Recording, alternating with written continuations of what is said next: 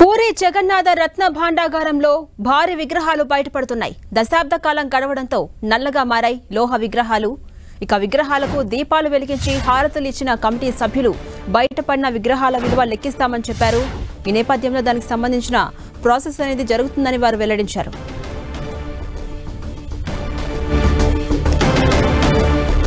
పూరి జగన్నాథ రత్న భాండాగారంలో బయటపడుతున్నాయి భారీ విగ్రహాలు.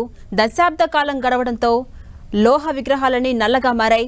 ఈ నేపథ్యంలో ఇప్పటికే విగ్రహాలకు దీపాలు వెలిగించి హారతులు అందించారు కమిటీ సభ్యులు.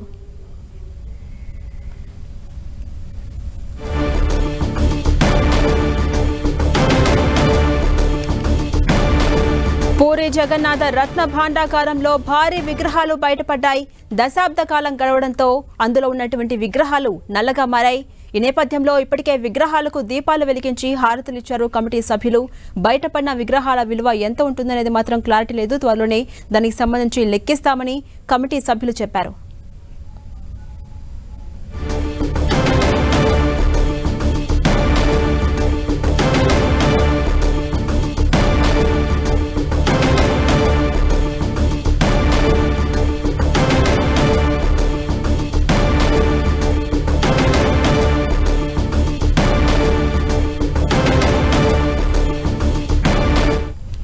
ఈ రోజు ఉదయం పూరి జగన్నాథ రత్న భాండాగారంలోని 3వ గది తెరిచి అందులో ఉన్నటువంటి సంపదను స్ట్రాంగ్ రూమ్లకు తరలించే ప్రాసెస్ కంటిన్యూ అవుతోంది. దానికి సంబంధించి ఇప్పటికీ మనం చూడొచ్చు రత్న భాండాగారంలో భారీ విగ్రహాలు బయటపడుతున్నాయి.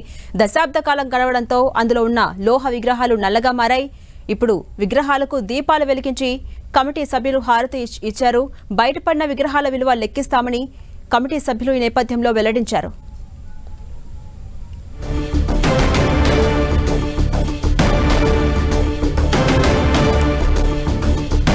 పూరి జగన్నాథ రత్న భాండాగారంలో భారీ విగ్రహాలు బయటపడుతున్నాయి. దశాబ్ద కాలం గడవడంతో అందులో ఉన్న విగ్రహాలు నల్లగా మారాయి. విగ్రహాలకు దీపాలు వెలిగించారు, హారతులు ఇచ్చింది కమిటీ సభ్యులు. ఇక బయటపడిన విగ్రహాల విలువ ఎంత ఉందో మాత్రం క్లారిటీ లేదు. దానికి సంబంధించి లెక్కిస్తామని చెప్పారు కమిటీ సభ్యులు.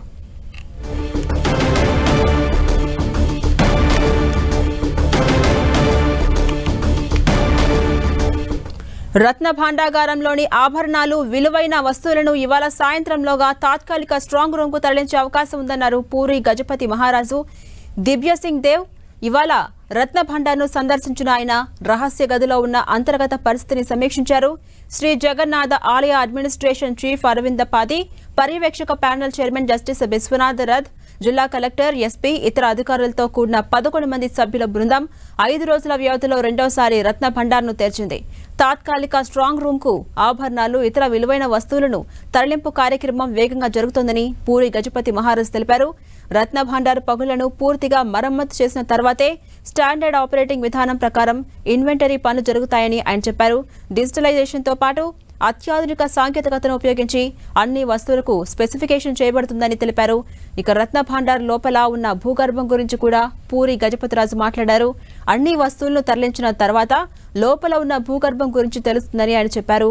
భారత పురావస్తు శాఖ అధికారులు అత్యంత అధునాతన పరికరాలను ఉపయోగించి మొత్తం రత్న భాండార్ను లేజర్ స్కానింగ్ చేయనుందని తెలిపారు. రత్న భాండార్లో ఆభరణాల తరలింపునకు మరింత సమయం పట్టొచ్చని, పనిని సంపూర్ణంగా జరగాలని దేవుణ్ణి ప్రార్థించినట్టు పూరి గజపతి మహారాజ్ చెప్పారు.